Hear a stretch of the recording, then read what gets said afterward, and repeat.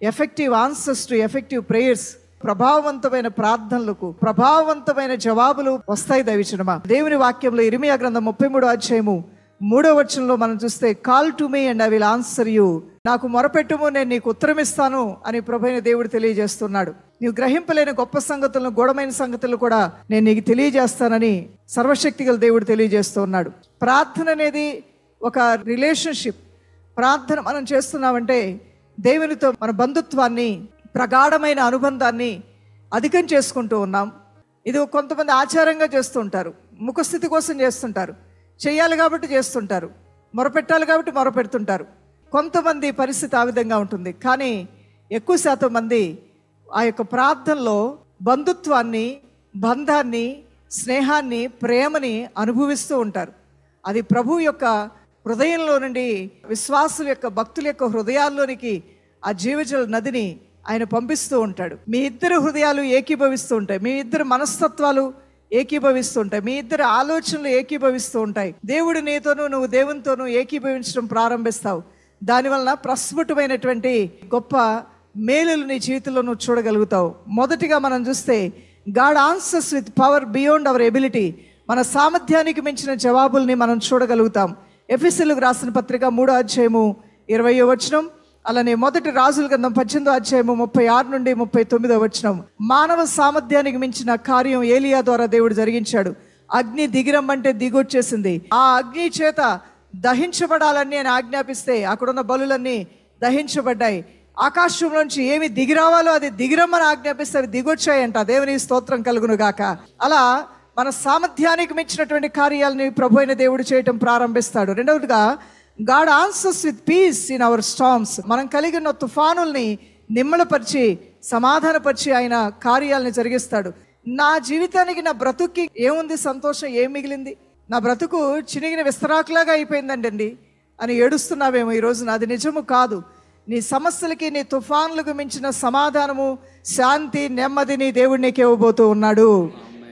ఫిలిప్పీయులకు రాసిన పత్రిక 4వ అధ్యాయము 6 నుండి 7 వచనాలు రాసుకోండి దయచేసి.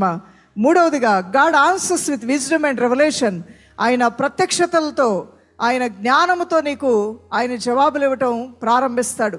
అంటే నీ జ్ఞానానికి మించిన జ్ఞానంతో ఆయన జవాబిస్తాడు. నీకు తెలిసిన వాటికన్నా ఎక్కువ కార్యాలు నీ పట్ల చేసి ఆయన నీకు సహాయం చేయటం ప్రారంభిస్తాడు. యాకోబు రాసిన పత్రిక 1వ అధ్యాయము 5వ వచనం మనం చూస్తే, if any of you lakhs wisdom let him ask God and it will be given. మీలో ఎవరికైనా జ్ఞానము కొదువుగా అంటే దేవుడు జ్ఞానం ఇస్తానన్నాడు. నీ జ్ఞానానికి మించిన జ్ఞానం ఇస్తాడు. నీకు తెలిసినటువంటి విషయాలకు మించినటువంటి ఎన్నో గొప్ప విషయాల్ని దేవుడు బోధపరుస్తాడు. సొలొమోనికి దేవుడు బోధపరిచినట్లుగా మొదటి రాజుల గ్రంథం 3వ అధ్యాయము 9 నుండి 12 వచనాల్లో కూడా మనం చూసినట్లయితే, సొలొమోన్ ప్రేడ్ ఫర్ విజ్డమ్. సొలొమోను జ్ఞానం కొరకు అడిగాడు. జ్ఞానంతో పాటు ఐశ్వర్యము, సంపద అన్నీ దేవుడిచ్చి అతన్ని బలపరిచినట్లుగా చూస్తున్నాం. అడిగిన దానికన్నా ఎక్కువ ఇచ్చేవాడు. ఆస్తి కావలసిన దానికన్నా ఎక్కువ ఇస్తాడు. ఐశ్వర్యం కావలసిన దానికన్నా, ఊహించిన దానికన్నా కూడా ఎక్కువ ఇచ్చి దీవించే దేవుడి దేవుడు. నాలుగవదిగా, God answers with deliverance and breakthrough. ప్రభు అయిన దేవుడు నీ పరిస్థితులకు మించిన గొప్ప కార్యాలను చేసి నిన్ను దీవించడం ప్రారంభిస్తాడు. 34వ కీర్తన 17వ వచనం. అదే రీతిగా అపోస్తల కార్యములు 16వ అధ్యాయము 25 నుండి 26 వచనాలు. బంధకాలకు మించిన విడుదల అనండి ఒకసారి. బంధకాలకు మించిన విడుదల. ఈ బంధకాలు ఎంత భయంకరమైనవంటే, జైల్లో బంధింపబడిన స్థితి, పకడ్బందీగా కట్టుదిట్టమైనటువంటి జైలు గోడల మధ్యలో తాళాలు వేసినటువంటి ఆ గదుల లోపల కాళ్ళకి చేతులకి సంకెళ్ళు వేయబడి ఉన్నటువంటి పరిస్థితి. కానీ అక్కడ ఆశ్చర్యకరమైన విడుదల స్థితిగా దేవుడు మార్చివేశాడు. అయితే మధ్యరాత్రి వేళ పౌలును సీలయు దేవునికి ప్రార్థించుచు కీర్తనలు పాడుచుండరి, ఖైదీలు వినుచుండరి. 26వ వచనం. అప్పుడు అకస్మాత్తుగా మహాభూకంపము కలిగెను, చెరసాల పునాదులు అదెరెను, వెంటనే తలుపులన్నీ తెరుచుకొనెను, అందరి బంధకములు ఊడెను. చప్పలు కొడుతూ దేవుడి నామానికి మహిమ చెల్లిద్దాం. నీ బంధకాలకు మించిన విడుదల, నీ సమస్యకు మించిన విడుదల, నీ రోగానికి మించిన గొప్ప స్వస్థత, ఈ దైవ కార్యాలు మీరు చూస్తారు దైవజనమా. అందరూ బంధింపబడ్డారు. ఆ బంధకం మామూలు బంధం కాదు. మామూలు తాళ్లతోనో వేడితోనో వారిని కట్టబడలేదు. జైలు గోడల మధ్యలో గేటుకు తాళాలేసిన స్థితిలో వారు బంధింపబడ్డారు. అంత మాత్రమే కాదు, లోపల కూడా చేతులకి కాళ్ళకి సంకెళ్ళు వేసి బంధించారు. వారు పౌలు శీలలు కీర్తనలు పాడుతూ స్తుతిస్తూ ఉండగా వారి బంధకాలే కాదు, అందరి బంధకాలు తెగిపోయాయి. ఇక్కడ మీరు ఉపవాస ప్రార్థన చేస్తుండగా మీ బంధకాలే కాదు, మీ ఇంట్లో ఉన్న వారి అందరి బంధకాలు దేవుడు తెంచేస్తాడు. మీరు ఎవరి పక్షంగా విజ్ఞాపన ప్రార్థన చేస్తున్నారో వారందరి బంధకాలు తెగిపోతాయి యేసు నామములో. నా కొరకే కాదండి, నేను 10 మంది ప్రార్థన అవసరాలు తీసుకుని అడుగుతున్నానండి, ప్రేయర్ చేస్తాను అంటున్నావా?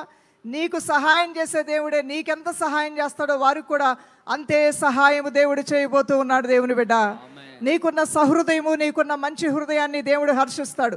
వారికి వారు ప్రార్థన చేసుకునే స్థితిలో లేకపోయినా నీ ప్రార్థనలు బట్టి దేవుడు వారికి కూడా మేలు చేస్తాడు. నీ ఇంటి వారికి కూడా వారు ప్రార్థన చేసుకునేంత ఆత్మబలం వారికి లేకపోయినా, వారికి సమయ అనుకూలత లేకపోయినా, లేదా వారి రక్షణలోకి వచ్చిన వారు కాకపోయినా, వ్యతిరేకులైనా నీ ప్రార్థన ద్వారా నీ ఇంటి వారందరికీ మేలు దేవుడు చేయబోతూ ఉన్నాడు.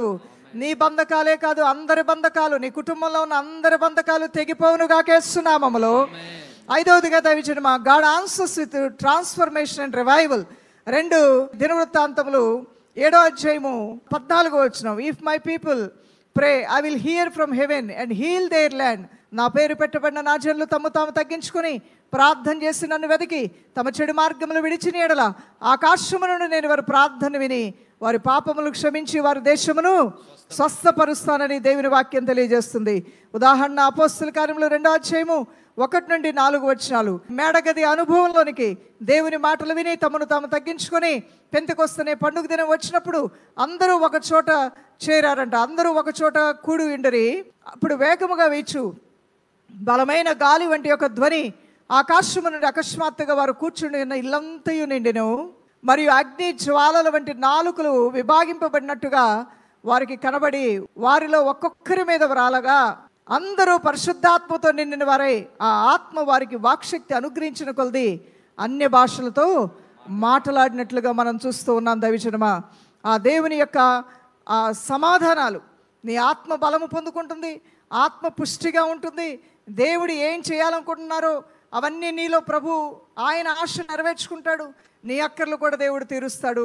కార్యాలను నువ్వు చూడగలుగుతావు. యెషయా గ్రంథం 55వ అధ్యాయము 8 నుండి 9వ వచనం వరకు కూడా చూస్తే ప్రభు అన్నాడు, my thoughts are not your thoughts, my ways higher than your ways అంటున్నాడు. నా తలంపులు మీ తలంపులు వంటివి కావు, మీ త్రోవలు నా త్రోవలు వంటివి కావు. ఇదే యెహోవా వాక్కు.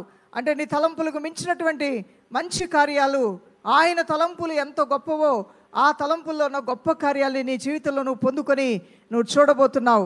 అబ్రహాము పిలువబడినప్పుడు నార్మల్గా వచ్చాడు, కానీ దేవునికి అబ్రహాం పట్ల ఉన్న తలంపులు అవి ఎంత గొప్ప గొప్పవో.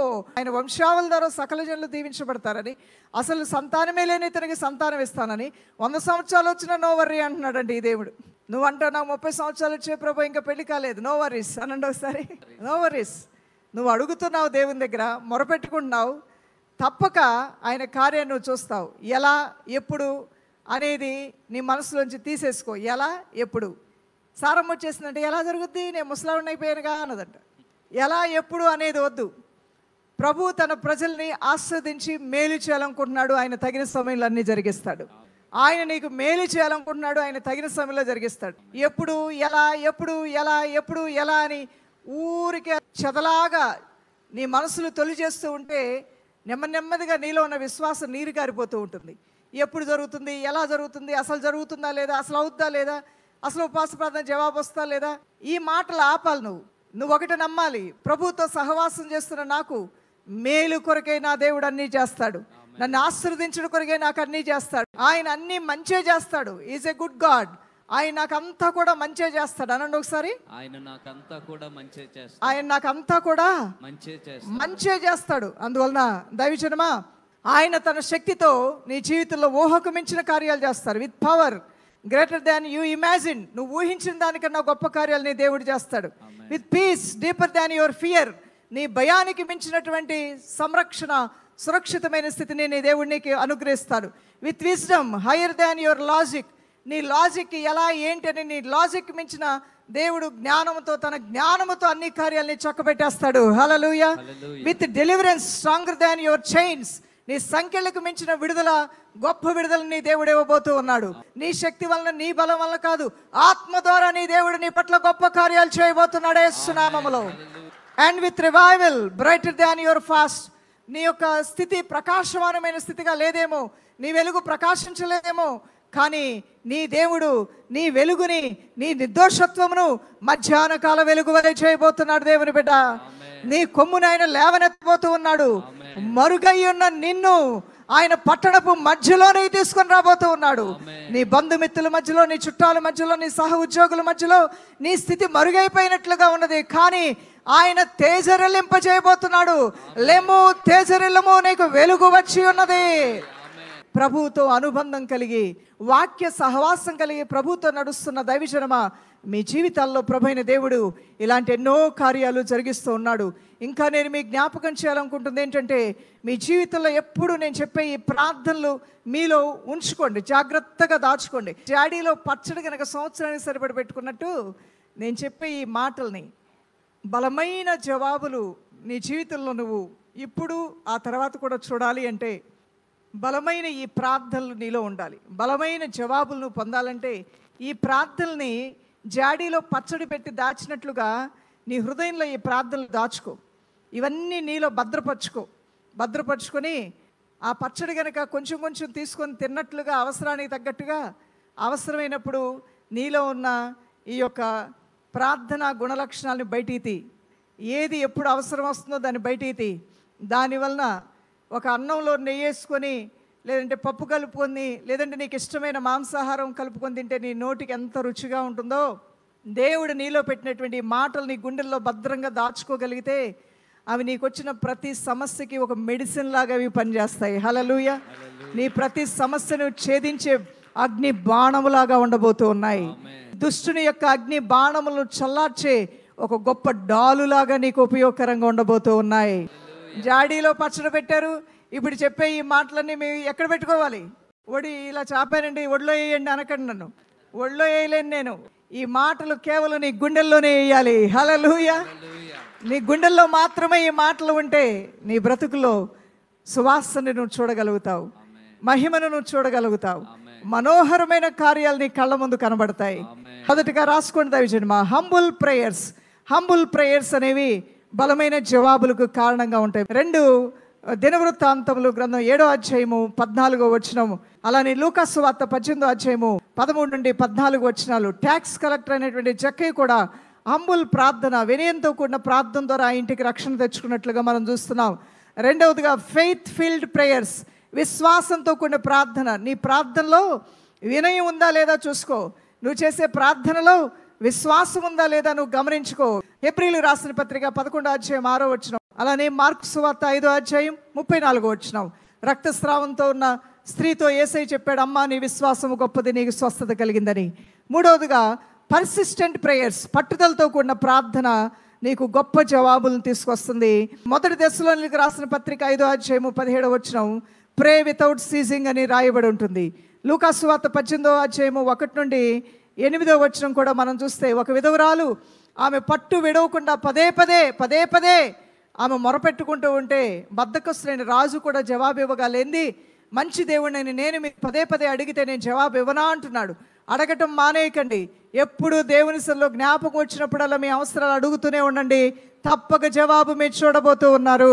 4వదిగా నీతియుక్తమైన ప్రార్థనలు, రైటర్స్ ప్రేయర్స్. యాకోబు రాసిన పత్రిక 5వ అధ్యాయము 16వ వచనం, the prayer of A writers person is powerful and effective. నీతిమంతుని యొక్క ప్రార్థన బహు బలము కలిగిందిగా, శక్తివంతంగా ఉంటుంది. ఆ ప్రార్థనలకు జవాబులు వస్తాయి. యాకోబు రాసిన పత్రిక 5వ అధ్యాయము 17 నుండి 18 వచనాలు, ఏలియా మనలాంటి స్వభావం కలిగిన వాడైనప్పటికీ కూడా ఆయన నీతిమంతుడిగా విశ్వాసంతో ప్రార్థన చేస్తే ఆయన వర్షం రమ్మంటే వచ్చింది, వర్షం పొమ్మంటే పోయిందనేది కూడా వాక్యం తెలియజేస్తుంది. 5వదిగా దైవజనమా, బ్రోకెన్ ప్రేయర్స్, విరిగిన నలిగిన స్థితితో చేసిన ప్రార్థనలు. 51వ కీర్తన 1వ వచనం, దేవా నీ కృప చొప్పున నన్ను కరుణింపుము, నీ వాత్సల్య బాహుళ్యము చొప్పున నా అతిక్రమములను తుడిచివేయము. తర్వాత వచనాలు, నా దోషము పోవునట్లు నన్ను బాగుగా కడుగుము, నా పాపములు పోవునట్లు నన్ను పవిత్రపరచుము. నా అతిక్రమములు నాకు తెలిసే ఉన్నవి, నా పాపం ఎల్లప్పుడూ నా ఎదుట ఉన్నది. ఆ తర్వాత, నీకు కేవలము నీకే విరోధముగా నేను పాపము చేసి ఉన్నాను, నీ దృష్టి ఎదుట నేను చెడుతనము చేసి ఉన్నాను, కావున ఆజ్ఞ ఇచ్చినప్పుడు నువ్వు నీతిమంతుడు కాకపడదువు, తీర్పు తీర్చినప్పుడు నిర్మలుడుగా ఆగపడదువు. ఆ తర్వాత వచనాల్లో మనం చూస్తే, అయ్యా నాకు శుద్ధ హృదయం దయచేయము నాయనా, దురభిమాన పాపముల్లో నుండి నన్ను తప్పించుము నాయనా అని కన్నీటితో కీర్తనాకారుడైన దావీదు ప్రార్థన చేస్తూ తన పాపాలు ఒప్పుకుంటూ ఉన్నాడు. వ్యభిచారం అనే పాపంలో పట్టబడిన అతను ఆ స్థితిని మార్చమని, తను చేసిన అక్రమమును క్షమించమని ప్రభు సన్నిధిలో పోరాడుతూ ఉన్నాడు. చాలా సమయాల్లో బ్రోకెన్ హార్ట్తో, విరిగి నలిగిన హృదయంతో ప్రార్థన చేసే అలవాటు నీకుందా? నీ యొక్క స్వనీతి క్రియల్లో నువ్వు ఆనందిస్తున్నావే తప్ప నీలో ఉన్న బలహీనతలు నీకు తెలియకుండానే అమాయకంగా నువ్వు బ్రతికేస్తున్నావా? జ్ఞాపకం చేసుకో దేవుని బిడ్డ. 51వ కీర్తన చదవండి. ఒక్కొక్కసారి నీవు మతి తప్పి నువ్వు ప్రవర్తించడానికి నీ మనస్సు ప్రేరేపించబడితే ప్రతి యవనస్తుడు నీ యొక్క దేవుని మాట చేత నువ్వు సరిచేయబడతావు. కాబట్టి 51వ కీర్తన చదవండి. దేవుడు మీతో మాట్లాడతాడు ఆ సమయాల్లో. ఆరోదిగా సరెండర్డ్ ప్రేయర్స్, తన్ను తాను దేవుని చిత్తానికి అప్పగించుకునే ప్రార్థన. గెస్సెమనే తోటలో ఆ సర్వోన్నతమైన దేవుడు సిలువకు అప్పగించబడుతున్న శ్రమను తెలిసిన తండ్రి, నీ చిత్తమైతే ఈ పాత్ర నా యొద్ద నుంచి తీసివేయి, నా చిత్తము కాదు నీ చిత్తమే జరుగునుగాక అని తండ్రి చిత్తానికి అప్పగించుకుని సిలువ మరణానికి సిద్ధపడిన ఆ దీనత్వం ఎంత గొప్పది దైవచడమా. అందువల్ల నీకు దైవ చిత్తానికి అప్పగించుకునే ప్రార్థన. లూకాసు సువార్త 22:42 not my will but yours be done అని ప్రభువైన దేవుడే స్వయంగా ప్రార్థన చేశాడు. 7వదిగా నీ ప్రార్థనలో ఉండవలసింది ఫర్గివ్నెస్ ప్రేయర్. నిన్ను నువ్వు క్షమించుకుంటూ ప్రార్థన చేయాలి. నన్ను నేనే క్షమించుకోలేనండి అని చాలామంది అంటూ ఉంటారు. అలా ఉండకూడదు దేవుని బిడ్డ. నిన్ను నువ్వు క్షమించుకోవాలి. ఆ తర్వాత ఇతరులకు క్షమాపణ కోరాలి. ఆ తర్వాత ఇతరులను నువ్వు క్షమించడం నేర్చుకోవాలి. అది నీ జీవితానికి ఎంతో మంచిది. మార్కు సువార్త 11:25 8వదిగా స్క్రిప్చర్ బేస్డ్ ప్రేయర్, వాక్య ఆధారిత ప్రార్థనలే చేయండి. వాక్యంలో లేనివి, దేవుడు చెప్పనివి, దేవుడు వద్దన్నవి, నీకు తోచినవి, ఎవరో చెప్పినవి, ఎక్కడో నువ్వు విన్నవి, చెత్తా చెదారం అంతా నువ్వు చేయకూడదు. ప్రార్థనలో వాక్య ఆధారిత ప్రార్థనలు చెప్పాలండి. వాక్య ఆధారిత ఎలాంటి ప్రార్థనలు చేయాలి? వాక్య ఆధారిత ప్రార్థన. అందుకని యోహాను సువార్త 15:7 ఉంటుంది, మీరు నా యందు నిలిచి ఉంటే, నేను మీ యందు నిలిచి ఉంటే మీ సంతోషం పరిపూర్ణమన్నట్లు నా నామంలో ఏదైనా అడగండి ఇస్తానన్నాడు. అంటే దేవునిలో నిలిచి ఉన్నవాడు అడగాలి. కానీ దేవునిలో లేకుండా, దేవుని చిత్తానికి నువ్వు అప్పగించుకోకుండా, నీ ఇష్టానుసారంగా నువ్వు బ్రతుకుతూ దేవుడా ఎక్కడున్నావని చెప్పేసి రోషముతో అది ఇది నువ్వు ప్రగల్భాలు పలికితే నీకేమి చిన్న గడ్డి కూడా కదలదు నీ ముందు నీ ప్రార్థనకి. అది కాదు నువ్వు చేయాల్సింది. నాలో ఉన్నవాడు బహుగా ఫలిస్తాడన్నాడు ఆ సర్వశక్తి గల దేవుడు. వాక్య ఆధారిత ప్రార్థనలు నువ్వు చేయటం మంచిది. యోహాను సువార్త 15:7 దానియేలు గ్రంథం 9:2-3 అతని ఏలుబడిలో మొదటి సంవత్సరమందు దానియేలును నేను యెహోవా తన ప్రవక్త ఇర్మియాకు సెలవిచ్చి తెలియజేసినట్టు యెరూషలేము పాడుగా ఉండవలసిన 70 సంవత్సరములు సంపూర్తి అవుచున్నదని ఆ గ్రంథం వలన గ్రహించితిని. దేని వలన గ్రహించాడంటండి? ఆ గ్రంథం వలన గ్రహించితిని. అంతటా నేను గోనెపట్ట కట్టుకొని ధూళి తలపైన వేసుకొని ఉపవాసం ఉండి ప్రార్థన విజ్ఞాపనలు చేయుటకే ప్రభువుకు దేవుని ఎదుట నా మనస్సును నిబ్బరము చేసుకుంటుని అంటున్నాడు. Scripture based prayers. ఆయన వాక్య ఆధారంగా ఉన్నవి, గ్రంథములో చదివిన వాటి విషయాలను గ్రహించుకొని కొన్ని కార్యాలు తెలుసుకోవడానికి గోనెపట్టు కట్టుకొని ఉపవాసం ఉండి దేవుని సన్నిధిలో ప్రార్థన చేస్తున్నట్లుగా మనం చూస్తూ ఉన్నాం. ఆ ప్రార్థన దేవుడు అంగీకరించాడు. అందుకనే దానియేలు, నువ్వు మొదటి రోజునే నీ ప్రార్థనలు నేను విన్నానయ్యా, మొదటి రోజే నీ ప్రార్థనలకు జవాబు పంపించానని తన దూతను పంపించి దానియేలుతో మాట్లాడినట్లుగా మనం చూస్తూ ఉన్నాం దైవజనమా. 9వదిగా థ్యాంక్ఫుల్ ప్రేయర్స్, కృతజ్ఞత. నువ్వు చేసే ప్రార్థనలో కృతజ్ఞత కూడా ఉండాలి. ఫిలిప్పీయులకు రాసిన పత్రిక 4:6 యోహాను సువార్త 6:11 కూడా మీరు చూడొచ్చు. ఇక ఆఖరిగా ఐక్యతతో కూడిన ప్రార్థన చెప్పాలండి. ఐక్యతతో కూడిన ప్రార్థన. ఇంట్లో మీరు ఒకరితో ఒకరు మాట్లాడుకోకుండా, సంభాషించుకోకుండా, ఎడమొఖం పెడమొఖం ఉంటూ ఒకరినొకరు శపించుకుంటూ, ఒకరినొకరు తిట్టుకుంటూ, సేవకులు ఒకరితో ఒకరు ఏకీభవించకుండా, సంఘంలో ఒకరితో ఒకరు ఏకీభవించకుండా, ప్రేయర్ టీంలో ఉన్నటువంటి వారు, ప్రేయర్ టీం ప్రార్థనా యోధులు అనే మాటకి అన్యాయం చేస్తుంటారు చాలామంది. ఆ మాటని దిగజారుస్తూ ఉంటారు కొంతమంది. ఆ మాటలో ఉన్నటువంటి యోగ్యతను గ్రహించకుండానే ప్రార్థనా యోధులు అని తిరిగేస్తుంటారు. దేవుని పరిచర్య చేసే ఆ మాటలో ఎంత విలువ ఉందో. ఒకళ్ళంటే ఒకళ్ళు పడదు, ఒకళ్ళ మొక్కలు ఒకళ్ళు చూసుకోరు, ఒకరితో ఒకళ్ళు ఏకీభవించరు, ఆమె చేయనేం పట్టుకొని అంటారు, ఈమె పక్కన నేను కూర్చొని అంటారు. ఆ ఐక్యత అనేది కలిగి ఉండటానికి నువ్వు మనస్సు ఇవ్వకపోవటం వల్లనే నీ జీవితంలో ఎన్నో ఆశీర్వాదాలు ఆగిపోయాయి. దేవుని బిడ్డ, నిన్ను నువ్వుగానే బలపరుచుకోవడానికి ప్రయత్నం చేస్తున్నావు, కానీ నీలో దేవునితో ఏకీభవించే తత్వం ఉందా? నీ ఇంటి వారితో ఏకీభవించే తత్వం ఉందా? నీ సహా పరిచారకుడితో ఏకీభవించే తత్వం ఉందా? నీ సహ ప్రార్థనా యోధులతో ఏకీభవించే తత్వం ఉందా? తల్లిదండ్రులతో ఏకీభవించే తత్వం ఉందా? పిల్లలు చెప్పే మంచి సలహాలతో ఏకీభవించే తత్వం ఉందా? నీ భార్యతో ఏకీభవించే తత్వం ఉందా? నీ భర్తతో ఏకీభవించే తత్వం ఉందా? నీ సంఘ కాపరి, దైవజనుడు, దైవజనురాలు చెప్పే మాటలతో నువ్వు ఏకీభవించే తత్వం ఉందా? నేను ఎవ్వరితో ఏకీభవించను, దేవుడు నాతో ఉన్నాడు, నేను దేవునితో ఉన్నాను. నువ్వు అమాయకుడు, నువ్వు అజ్ఞానంలో ఉన్నావు. కనబడే మనిషితో సమాధాన పడలేని నీవు, కనబడే మనిషిని ప్రేమించడానికి మనసు లేని నీవు, కనబడనటువంటి దేవుడిని నేను ప్రేమిస్తున్నానంటే నువ్వు మోసం చేసుకుంటున్నావు. క్రియలతో కూడినటువంటి భక్తి చాలా ఎఫెక్టివ్గా ఉంటుంది, ప్రభావవంతంగా ఉంటుంది. మత్తయి సువార్త 18వ అధ్యాయం 20వ వచనము, అపోస్తలుల కార్యములు 2వ అధ్యాయము 1 నుండి 4వ వచనం. ఏక హృదయంతో అక్కడ అందరూ ప్రార్థన చేస్తూ ఉండగా దైవ కార్యాలు జరిగాయి, దేవుని కృప దిగి వచ్చింది. మనం అందరము కూడా ఆ దేవుని మాటల మీద మనసు పెట్టాం, ఆ దేవుని పిలుపుకు లోబడ్డాం. ఆ దైవ కార్యాలు పొందుకోవటానికి రండి అన్నప్పుడు ఆ ఆహ్వానాన్ని దైవ ఆహ్వానంగా నువ్వు స్వీకరించావు. నీ స్వ అభిప్రాయాల కన్నా దేవుని చిత్తానికి నిన్ను నువ్వు అప్పగించుకొని ప్రభు యొక్క ఆత్మతో ఏకీభవించావు, దేవుని వాక్యముతో ఏకీభవించావు, దేవుని మాటలతో సంబంధించావు.